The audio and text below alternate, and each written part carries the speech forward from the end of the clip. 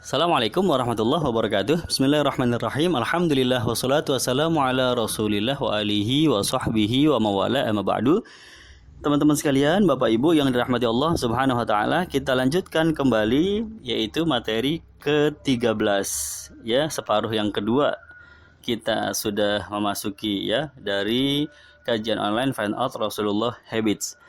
Pada pukul 13, berarti pada pukul 1 siang, apa yang dilakukan oleh Rasulullah SAW ya, setelah beliau mengerjakan salat sunnah ba'diyah zuhur di kediamannya, di rumahnya, maka beliau akan kembali lagi ke masjid. Ya, beliau tadi dari masjid, majlis duha, kemudian pulang untuk qailulah, untuk istirahat sejenak, untuk tidur sejenak. Kemudian salat zuhur, ya, maka setelah zuhur beliau akan berada di masjid kembali. Ya, untuk melayani para sahabat. Jadi ini adalah waktu-waktu beliau yang dipersembahkan untuk umat. Ya, sejak majelis duha sampai zuhur, zuhur sampai asar. Ya, kalau pakai waktu berarti sejak pukul 10 sampai pukul 11, 12, 1, 2, 3. Ya, asar jam 3. Ya, ini dipersembahkan untuk umat. Di sebelum zuhur beliau mendidik di masjid, mengajar di masjid, terkecuali kalau ada sahabat yang mengundang beliau, maka terkadang majelis duha itu dipercepat ya, sampai pukul 11, sampai pukul setengah 11 sudah selesai, karena beliau harus memenuhi undangan para sahabat tersebut ya. Itu insidental sifatnya ya, terkadang memang demikian. Ya, kemudian setelah zuhur pada pukul 1 ini juga sama ya, sifatnya fleksibel. Ketika di masjid banyak para sahabat yang masih membutuhkan beliau ya untuk menyampaikan permasalahannya ya, beliau akan menyambutnya di masjid, akan menyampaikan solusinya di masjid ya, atau ada tamu yang datang berkunjung ya karena siang hari, maka diterima di masjid. Itu banyak juga ya. Jadi para tamu-tamu Rasulullah SAW boleh jadi mengunjungi beliau di masjid, sehingga beliau punya tempat khusus ya, ustuwanah wufud ya, yaitu bersandar di sebuah tiang yang mana beliau suka kalau bersandar di tiang tersebut itu kalau sedang menerima tamu-tamu atau utusan-utusan ya. Ya, maka tempat sandaran beliau itu disebut tiang para tetamu, begitu ya, tiang wufud atau para tetamu. Kemudian juga di masjid itu beliau menyampaikan nasihat ya, atau menyambut para sahabat ya, bagaimana keluh kesah mereka dan seterusnya ya. Kalau mereka punya pertanyaan seputar syariat yang baru, maka dijawab oleh Nabi Shallallahu Alaihi Wasallam. Artinya full time pada waktu itu, waktunya Nabi untuk umat, untuk para sahabat ya. Kemudian kalau seandainya pada pukul 1 tersebut sampai pukul setengah 2 atau sampai pukul 2 ya, kalau agak berkurang kebutuhannya di masjid, maka Nabi Shallallahu Alaihi Wasallam akan berjalan-jalan mengelilingi kota Madinah ya, biasanya ditemani oleh beberapa orang sahabat. Ini adalah fungsi beliau, menjalankan fungsinya sebagai kepala pemerintahan ya. Beliau melihat kondisi umatnya ya, di kediamannya masing-masing, di kampungnya masing-masing, bagaimana keadaan mereka ya. Ini menjalin kedekatan Rasulullah SAW kepada para sahabat. Jadi jangan dikira Rasulullah itu SAW hanya jaga gawang ya, sahabat pokoknya yang harus datang ke Nabi, enggak. Justru sebaliknya ya, berapa banyak waktu Nabi justru habis untuk Nabi yang berkunjung kepada para sahabat ya. Ada kalanya Nabi berkunjung ke kabilah-kabilah, ke kaum-kaum tertentu ya. Sayyidina Anas bin Malik itu menceritakan Nabi punya jadwal khusus ya, beliau datang ke kaum ini, ke kaum itu, ke kabilah ini, ke kabilah itu ya.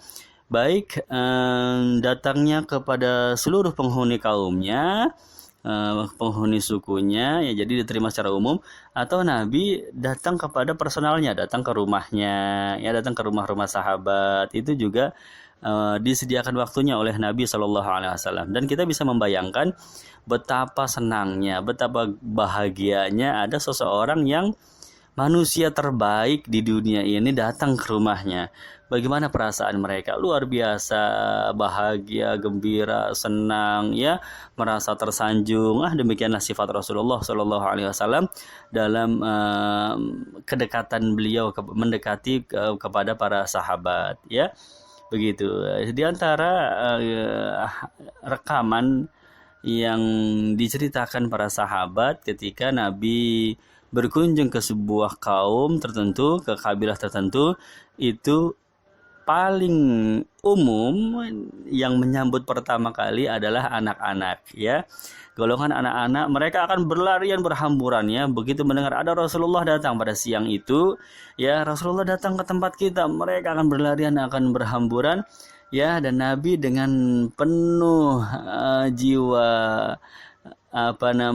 penyayang, Nabi akan mendekati mereka, ke kerumunan anak tersebut, akan menyampaikan salam kepada mereka, ya. Mereka akan senang sekali, dan satu demi satu tangan beliau yang mulia akan mengusap-usap pipi anak-anak tersebut, ya. Rambutnya diusap, pipinya diusap, ya. Allahumma sholli wa sallim wa barik alaih. Satu demi satu, ya. Ada anak-anak yang bercerita dalam hadis, ketika saya kecil, Nabi berkunjung ke kampung saya, diusap pipi saya merasakan tangan yang sangat lembut dan sangat wangi, ya. Dalam bahasa hadisnya, ka'annama akhrajaha min ju'nati attor, ya, seolah-olah tangan itu baru keluar dari wadah parfum, ya, seolah-olah tangan itu baru keluar dari tempatnya minyak wangi gitu, baru celupin dari baskomnya minyak wangi, dan kemudian mengusap pipi saya, wanginya luar biasa, nikmat sekali, ya. Ini salah satu dari yang diceritakan anak-anak tersebut, yang mereka ingatan mereka dari kehidupan Rasulullah Shallallahu Alaihi Wasallam. Luar biasa, yang menyambut anak-anak, dan Nabi senang sekali, ya, meladeni anak-anak tersebut, ya. Dan ini sesuatu yang dahulu bangsa Arab belum pernah melakukannya, ya. Mereka heran, ya, karena budaya Arab budaya keras, ya, budaya padang pasir, ya, budaya yang tegas, ya. Tetapi Nabi mengajarkan bagaimana seorang dewasa itu juga harus punya sifat lembut kepada anak-anak, ya. Mencium anak itu dulu nggak pernah, sebelum datangnya Rasulullah SAW, orang dewasa tidak mencium anak-anak, ya, karena budayanya yang keras, ya, yang jahiliyah. Nabi mengajarkan Sallallahu Alaihi Wasallam, ya, bagaimana bersikap lembut kepada anak-anak, mencium mereka, mengusap-usap pipi mereka, ya, mengusap kepala mereka, begitu Sallallahu Alaihi Wasallam. Jadi di antara kebiasaan Nabi adalah berkunjung dari satu kaum kepada kaum yang lainnya, kabilah kepada kabilah yang lainnya, ya, atau kunjungan secara khusus berarti dari ke rumah-rumah para sahabat, ya. Oh, ini banyak sekali, ya, dari hadis yang mana menceritakan Rasulullah SAW berkunjung ke kediaman para sahabat masing-masing. Ini banyak sekali, ya. Baik, diantaranya ketika neneknya Sayyidina Anas bin Malik, ya, yang bernama Sayyidatuna Mulaikah, ya, neneknya ini mengundang Nabi ke rumahnya, maka Nabi penuhi undangannya, ya. Idza da'ahul miskin ajabatu ijabatan muajjala. Nabi kan sifatnya begitu, ya. Kalau diundang nggak bisa nolak Nabi, ya. Kalau diundang itu siapapun orangnya, kaya, miskin, tua, muda, jauh maupun dekat, ya. Kalau mereka kepengen Nabi datang ke rumahnya, maka Nabi udah nggak bisa nolak, pasti dikunjungi, ya. Entah suatu hari kapan, ya, pasti Nabi akan mengunjungi demi menyenangkan mereka, ya. Ajabahu ijabatan muajjala. Nabi itu selalu menjawab undangan, selalu memenuhi undangan mereka yang ingin singgah, ya. Apalagi sahabat yang singgah ke rumah Nabi, ya, selalu terbuka pintu Nabi, ya. Atau ingin menemui Nabi di masjid, ya selalu terbuka, ya. Siapapun boleh menemui Rasulullah Shallallahu Alaihi Wasallam.